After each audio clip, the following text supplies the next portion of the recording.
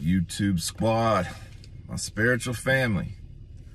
What's up, all you gangsters, all you bots, all you watchers, all you semen retainers, all you whatever the fuck you are. What up? All right. We're not even 30 seconds into the video and I already dropped an F-bomb. We're off to a great start. All right. So, as you can see, as you often find me, I'm in my car drinking espresso in the morning,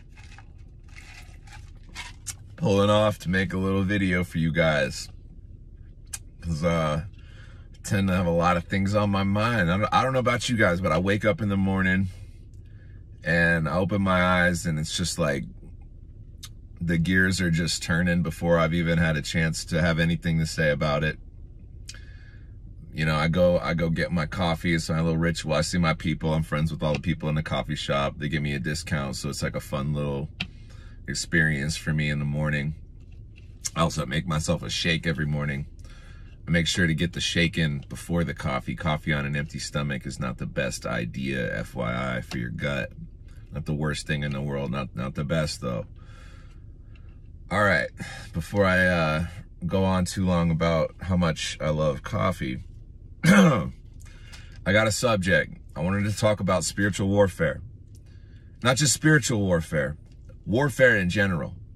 The nature of the modern world, the nature of reality right now that we share in this current time frame, this current timeline, this current dimension, this current coalescing of events and various timelines is another way I could put it. So we find ourselves at a particular place in space and time, in chronological time. Although if you are more esoterically or etherically minded, like myself, you may have become aware at some point that time itself, as we experience it on Earth in this very linear chronological fashion, this happens, then this happens, then this happens, things don't necessarily operate that way in the spirit realm, or in scientific terminology, in the quantum realm. That's just a scientific term for the spirit realm as far as I'm concerned. And that's why they're all so baffled by it, and they can't seem to make any damn sense of it, even though they can come up with equations that are operative and they can use them in certain tech. Nobody can seem to wrap their minds around what's really going on, because they refuse to admit that it's spiritual. Let's be honest. That's really what's going on. As soon as they would admit that, they'd probably really start to get somewhere. But in the meantime, there are those of us who know. There are those of us who can sense these things, even if we can't describe it, even if we're not mathematicians or theoretical physicists. We understand this stuff on a certain level. We understand that we're sort of experiencing this illusion of chronological time. We're experiencing essentially the illusion of being a physical, mortal being, right? And it's not a total illusion. That's part of the reality, but it's just part of it. It's just a piece of it. It's just like a piece of bark on a tree. It's just one aspect of the whole thing. There's a lot more to it than that. A lot of people live their lives as if that's all there is. And I feel sorry for those people, but at the same time, on a level, they could feel sorry for me, because they get to live with a much more narrow scope of awareness that allows them to remain in a certain sort of ignorant bliss that I don't have the luxury of enjoying, because I happen to be aware of the bigger picture, and I happen to be aware of some of the darker, more sinister aspects of this shared reality of ours. So that's what I want to get into a little bit, is the warfare aspect of being a human, because I think if you're actually awake here to any degree, I mean, I don't want to say like there's a sleep and then you're awake and that's it. There's levels to this. There's levels to how much you can be consciously aware of in any given moment, and then how much of what you are aware of can you actually understand or understand and then integrate and make a part of your you know, operating system as a human being. You know, it's one thing to kind of learn something on the surface. It's another thing to have it really kind of sink in and become knowledge and not just information. So I'm assuming I'm talking to people who know that we are in the midst of a war that is happening on various fronts. That this isn't a bit of information you've been exposed to. This isn't a theory. This isn't an idea. This is reality. This is what it is. And it applies to all of us, whether we know it or not. The ones who know it are the ones who are going to experience it a little bit more. And you could say, well, maybe it feels like you're experiencing it more because you just so happen to be aware of it. But I think actually you literally are, because you're aware of it, you will experience it more. Because the nature of the adversary in this war is one of their main agendas is to keep you ignorant, afraid, unaware, complacent, in consumption mode rather than in creation mode. They don't want you to know how powerful you are or could be. They don't want you to realize your full potential as a human being. They don't want you to be 100% in optimal health. And they also don't want you to be so completely sick that you can't do anything. Some people, of course, that's their fate in this life.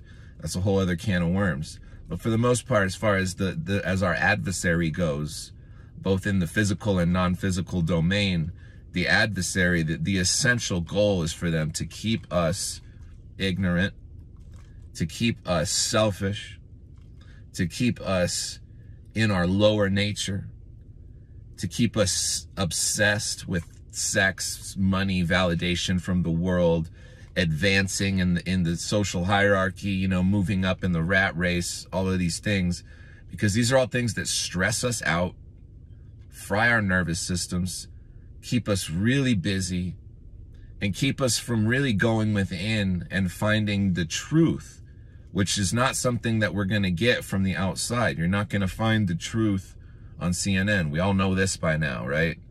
You're probably not even going to find it in a history book, all right? So we want the truth.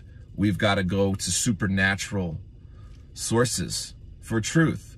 And this is the truth. I mean, this is like one of those things where I might sound crazy to certain people when I say this. That's just fine. I don't care anymore because I know it's the truth. You want to access the real deeper truths about the nature of the world that we exist in together. You're probably going to have to do some inward journeying to get there, because it's not necessarily going to be told to you outright. Or if it is, it's going to be told to you in a way where there's lies mixed in. We see this a lot in the large organized religions, where there are some big foundational truths about being a human, but they've had a way, the organized religions have had a way of sort of corrupting that truth, or adding in little things or taking little things out in order to suit their agenda, which generally is tied into a larger state agenda, which has to do with the oppression and or enslavement of the general populace by the elite, all right? So, we're in a war. The war is not just spiritual. So let's just talk about some different aspects of this war, and then I'm going to get on to working out. And by the way, my weightlifting passion, discipline, practice in my life is part of the way that I fight this war, by the way. And I'll get into that in a second. And I'm gonna keep, this video is going to be over shortly, I promise. So, the warfare happens on various fronts. And it's easily comparable to a physical war like World War II, for example. World War II, you had on the ground, you had the fights that happened on the ground, right? Hand-to-hand combat. Two soldiers meet and they're in combat physically face-to-face. There's also aerial combat, people dropping bombs, right? There's submarines launching things from underwater. There's spying. There's espionage, different fronts, right? Intel gathering, right? There is propaganda. This is a psychological aspect of the war. Also, chemical warfare was employed, definitely in Vietnam. And also in World War II is when they really started experimenting with this. And then, of course, in Auschwitz and in different concentration camps, there were all kinds of different experiments going on people and different forms of weaponry beyond bombs, beyond guns, beyond bullets. They were really working with how to infect a person's mind, how to control a person's mind, how to traumatize a person into becoming a really obedient, like slave, like robotic drone. They were doing experiments like this, genetic experiments, you know, all sorts of crazy stuff that is likely still going on underground somewhere right now. These different forms of weapons. So some of the most effective weapons that have ever been devised to use against mankind are the ones that we don't see, right? So a bomb is one thing. That's pretty aggressive. That's pretty obvious.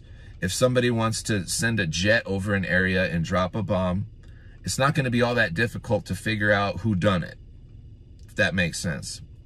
It's not going to be all that difficult for the population in that area to understand they're under attack. It's going to be pretty obvious. But imagine there were attacks going on that were much more insidious than that.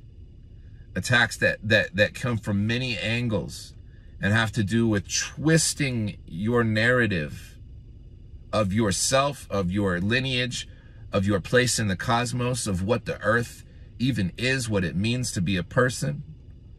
All of it. Your history, how we got here, where we're going, what it means, all of it.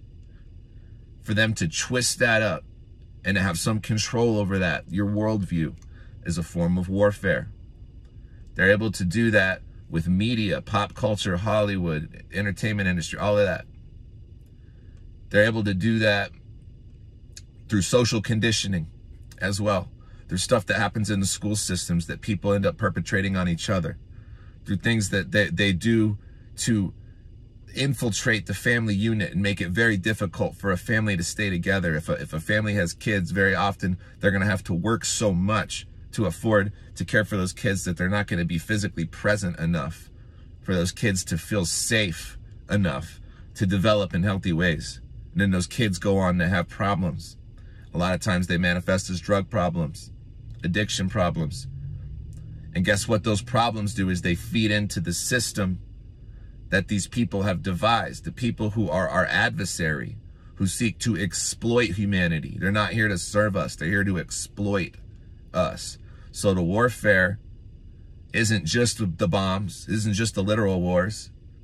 It's what comes at you through a screen.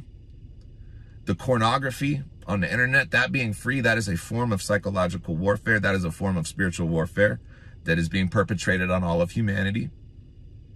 Somewhere behind the scenes, somebody understands the damage that that's doing, and it's intentional. I don't care how conspiratorial that sounds. It is what it is. Or there's a reason it's free. They could charge good money for this, and they don't. There's a reason for that. Same thing with the shots everybody lined up for.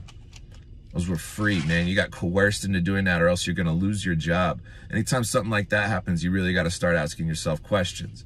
So that's another form of warfare. That's chemical warfare. That's biological warfare at the same time. Then you've got the stuff that goes on in the sky. If you know, you know. I'm not going to get into details.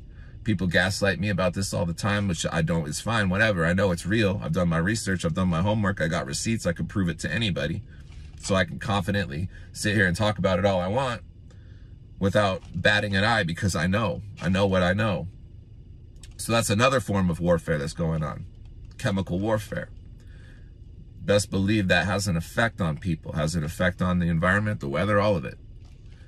On top of that, you've got the prevalence of EMF frequencies. Everybody's got a cell phone. Everybody's got a computer. There's cell towers everywhere. They're putting up more and more all the time.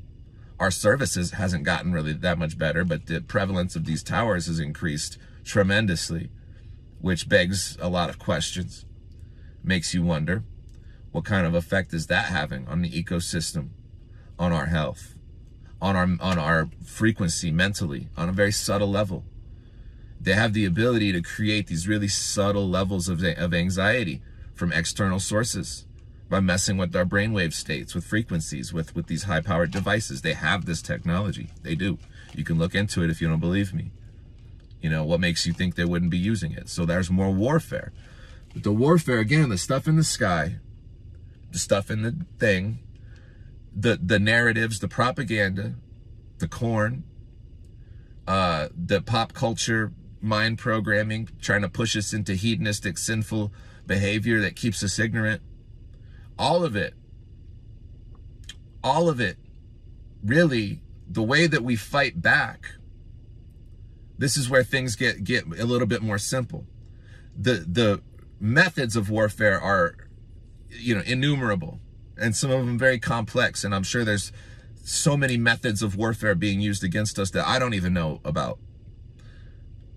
But the common denominator with all of this, so like today, for example, they're spraying. I really wanted to have a sunny, beautiful day. I got the day off. I wanted to lay out in the sun. They're spraying stuff. They're making that. It's getting darker and darker as the day proceeds. It's not happening naturally. Humans are doing this. It's warfare. But I could think, okay, well, I don't know what's in that stuff. I don't know what I'm breathing in. That's one thing. I trust my body's intelligent ability to detox itself, and I take good enough care of my body that I know that it will. So I'm not too worried about that aspect of it. Also, I don't want to waste vital life force energy worrying about things I can't control. So what about this can I control? Well, I can control the way that I respond to all of it. So that's what's important. So the way I fight, the way that I act as a warrior on this battlefield, in this war, where there are attacks happening, was I say, okay, well, one of the objectives of what they're doing in the sky is they're trying to affect everybody's mood. I'm sure there are many objectives here, some of which may be over my head scientifically. But definitely, it affects people's moods. I've noticed this with my own two eyes, and nobody can tell me different.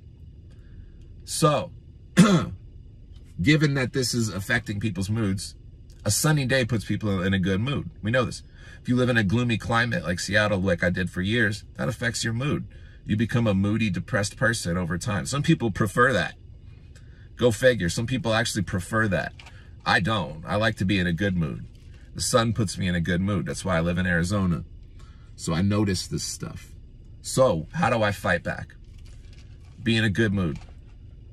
If that's what they want, if they want to lower my mood, they want to lower my vibration, they want to make me annoyed, they want to make me impatient, they want to make me gluttonous, hedonistic, lustful, they want to make me hungry for clout, validation, more subscribers, more fame, more money in my bank account, more attention from the opposite sex.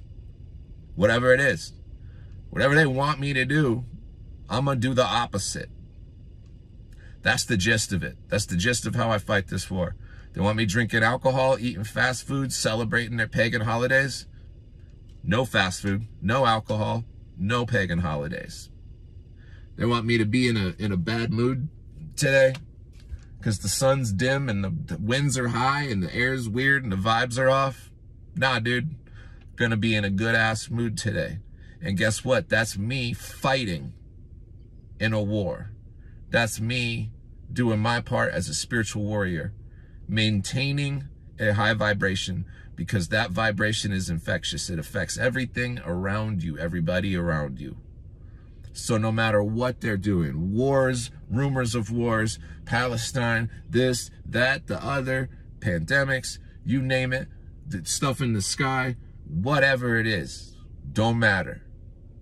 As a warrior, I think our primary function in this war, as soldiers in this war, is to maintain a very high vibration, to maintain hope, a vision for the future, a love for humanity, and a positive attitude. That's what it is, man. And a righteous lifestyle. Live by righteous principles, despite everything they're throwing at you, or in you, or on you. All right? So, yet again, my videos keep going 20 minutes these days. I always think they're going to be 10 or 20. But shit, I think we went over some important topics, and I hope this resonates with y'all. I hope somebody who notices this stuff too and feels alone, maybe feels a little bit less alone, because you're not. A lot more people out here do notice this stuff. It's just that they're afraid to say something. I'm not, so I'll be the guy. It's cool. Get mad at me, whatever. All right, so cheers, peace and love, you guys. Stay the course. We got this.